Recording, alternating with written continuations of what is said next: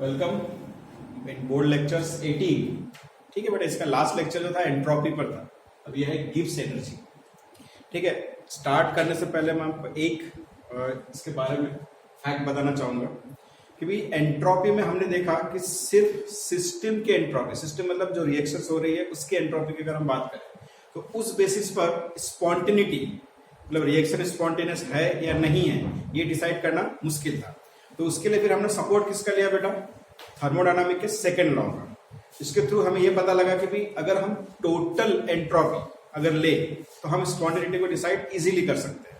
और total entropy का मतलब होता है सिस्टम के एंट्रोपी प्लस सराउंडिंग के एंट्रोपी। ये दोनों फैक्टर साथ में लेने पड़ेंगे, तब जाके आप स्पॉन्टेनिटी डिसाइड कर सकते हैं। ये हमने देखा।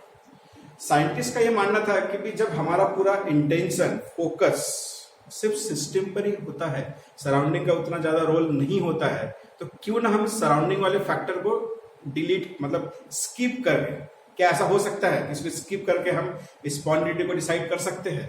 तो साइंटिस्ट का ये जो था मानना, ये जो थिंकिंग थी उनकी, इस प्रोसेस को, इस बात को ये जो गिब्स है, ठीक है ना, JW गिब्स करके इसका पूरा नाम है, तो इस गिब्स ने इस प्रॉब्लम को सॉल्व आउट कर दिया। उसने क्या किया, सराउंडिंग के एंट्रोपी को सीधा निग्लेक्ट ही कर दिया और सिर्फ सिस्टम के एंट्रोपी के बेसिस पर, ठीक है ना, आप स्पॉन्टेनिटी को डिसाइड कर सकते हैं। लेकिन उसने एक नई प्रॉपर्टी इंट्रोड्यूस की और कुछ थोड़ा सा उसमें चेंजेस किया है। ठीक है, तो किस तरह से वो सराउंडिंग को निग्लेक्ट करके सिर्फ सिस्टम के एंट्रोपी के बेसिस पर स्पॉन्टेनिटी को डिसाइड करता है, वो हमें यहाँ पे देखना है। ठीक है, तो गिब्स एनर्जी उसने नाम दिया है और इसे it is denoted by capital G।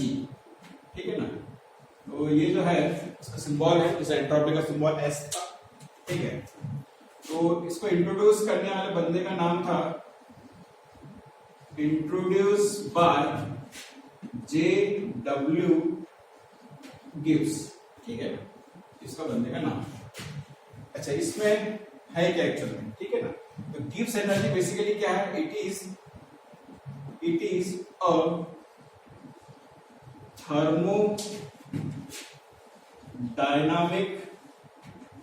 thermodynamic property which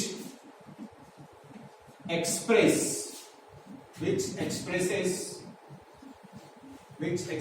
the spontaneity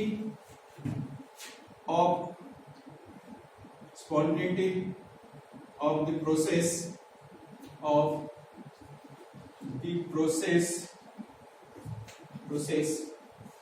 without, ये सबसे इंपॉर्टेंट पार्ट है बेटा, without considering surrounding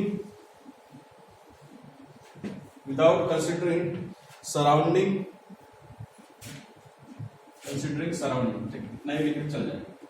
ठीक है, तो सबसे इंपॉर्टेंट पार्ट इसमें कि भी ये ऐसी प्रॉपर्टी है जो क्या एक्सप्रेस कर रही है? स्पॉन्टेनिटी।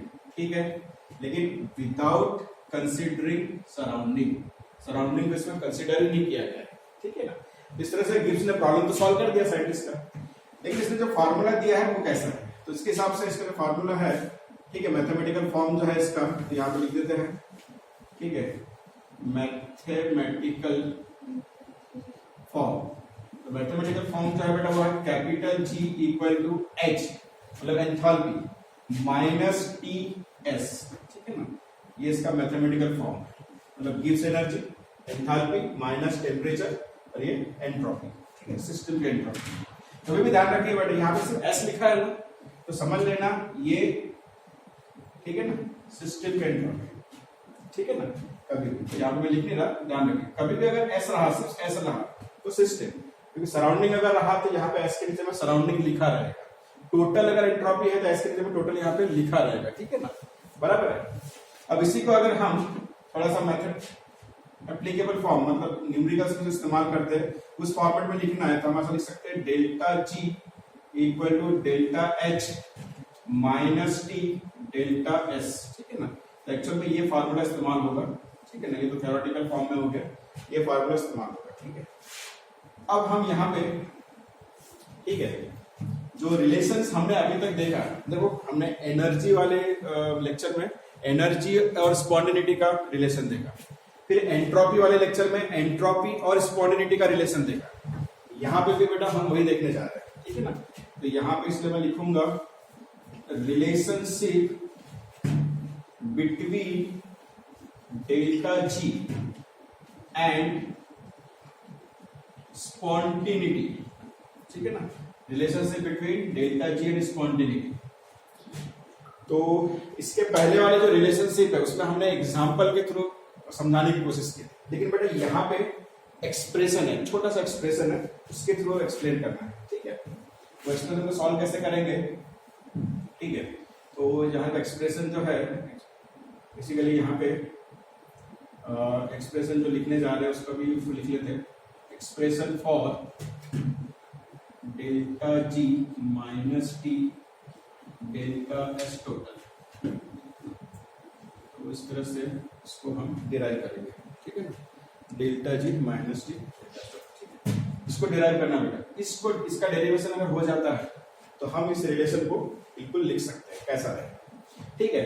तो इसको स्टार्ट करने के लिए सबसे पहला पॉइंट हमें एंट्रोपी जो है, ठीक है ना, उसको लिखना है। तो सबसे पहले लिखेंगे total entropy of a system, ठीक है ना, टोटल एंट्रोपी सिस्टम को लिखते हुए लिखते हैं total entropy change is given by, ठीक है ना। तो चलिए इधर लिखते हैं नेक्स्ट इसमें, ठीक है। तो बेटा इसमें delta S total equal to delta S system plus delta S surroundings, ठीक है। ये तो हमने पढ़ा था वैसे भी, ठीक है ना, बराबर है। तो आपको बताया था मैंने कि सिस्टम को हम नहीं भी लिखे तो चल सकता है। तो इसी इक्वेशन को मैं दोबारा लिख रहा हूं, delta S plus delta S surrounding. मतलब सिस्टम को अगर आपने नहीं भी लिखा तो बाय डिफॉल्ट हमको वही लेके चलना पड़ता है। अगर डेल्टा एस के बाजू में कुछ नहीं लिखा है तो टोटल रहा तो लिखा रहेगा, सराउंडिंग रहा तो लिखा रहेगा, ठीक है। उसके बाद में बेटा नेक्स्ट पॉइंट, ठीक है, सराउंडिंग, ठीक है ना। Surrounding entropy is given by, ठीक है। तो फॉर्मूला बनता है इसका delta S surrounding equal to minus delta H upon T, ठीक है। अब इसमें इसको बेटा इक्वेशन नंबर 1 दे देंगे और फिर यहां पे तीसरा लिखेंगे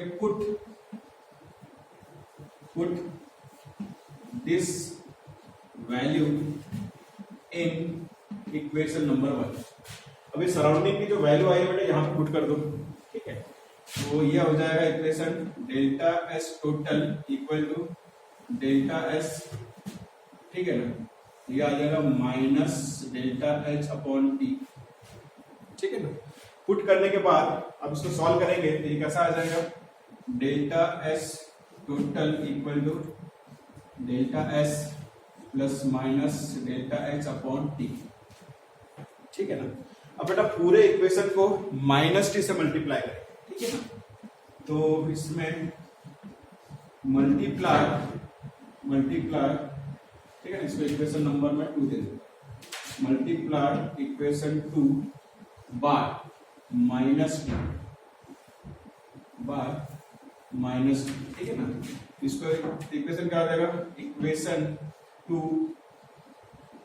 बिकम्स, ठीक है, ये हो जाएगा minus T delta S total, ये हो जाएगा माइनस टी डेल्टा एस, ठीक है ना, और ये हो जाएगा प्लस डेल्टा एच, ठीक है।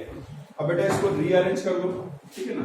तो यहाँ पे बाय रीअरेंजिंग, ठीक है ना, रीअरेंज करने के बाद minus T delta S total equal to delta H minus T delta S, ठीक है ना।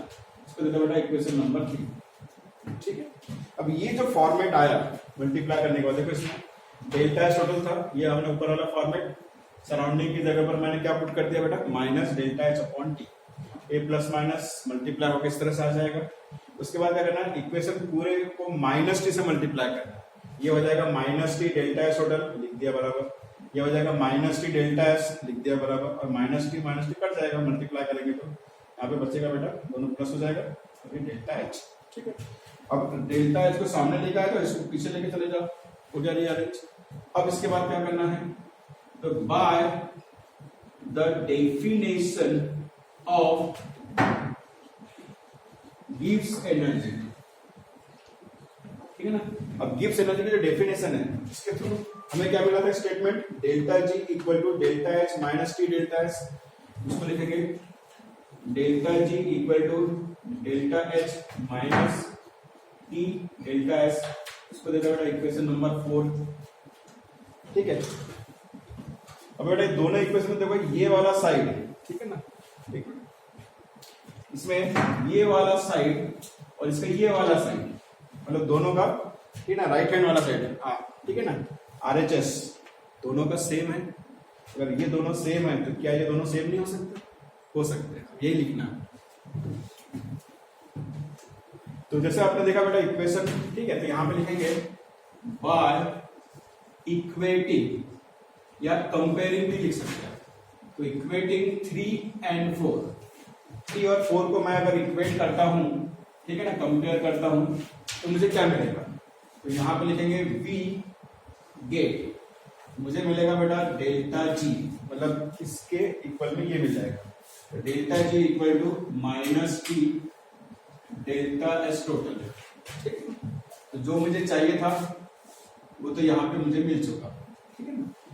तो बेटा ये एक्सप्रेशन इंपॉर्टेंट ये है, इसलिए है कि जहां से ये मैंने रिलेशन स्टार्ट किया था, कभी कभी ना वो एक्सप्रेशन ही 2 नंबर के ला जाता है, तो जहां से मैंने रिलेशनशिप स्टार्ट किया था ना, वहां से लेके इस बॉक्स तक आपको लिखना है 2 मार्क्स का, कभी अगर ऐसा आता है, या फिर कभी कभी गिव्स एनर्जी एक्सप्लेन करने के लिए आता है, तो फिर आपको शुरू से लिखना पड़ेगा। ठीक है, तो यहां तक आने के बाद फिर हमारा कंक्लूजन क्या रहेगा, कंक्लूजन्स।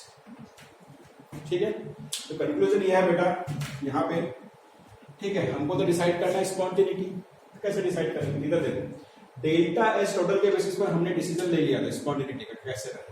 अब डेल्टा एस टोटल और डेल्टा जी इन दोनों के बीच में बेटा माइनस का साइन है, इसका मतलब ये होता है कि डेल्टा जी के साथ और डेल्टा एस टोटल इन दोनों के बीच का रिलेशन कैसा है, इनवर्सली रिलेशन है, मतलब इन दोनों का रिलेशन कैसा रहेगा, इनवर्स रहेगा। तो हमने डेल्टा एस टोटल में क्या पढ़ा था कि डेल्टा एस टोटल अगर पॉजिटिव रहा तो स्पॉन्टेनियस, डेल्टा जी में क्या रहेगा बेटा, उल्टा रहेगा, डेल्टा जी अगर पॉजिटिव रहेगा तो नॉन स्पॉन्टेनियस।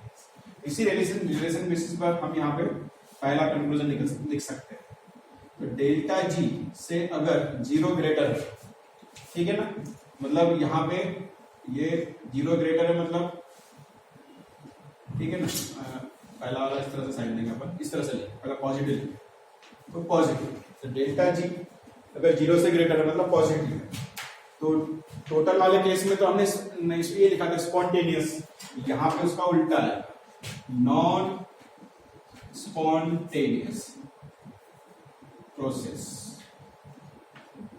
उल्टा आएगा बेटा, ध्यान रखना, पॉजिटिव है डेल्टा जी तो नॉन स्पॉन्टेनियस, टोटल में स्पॉन्टेनियस आया।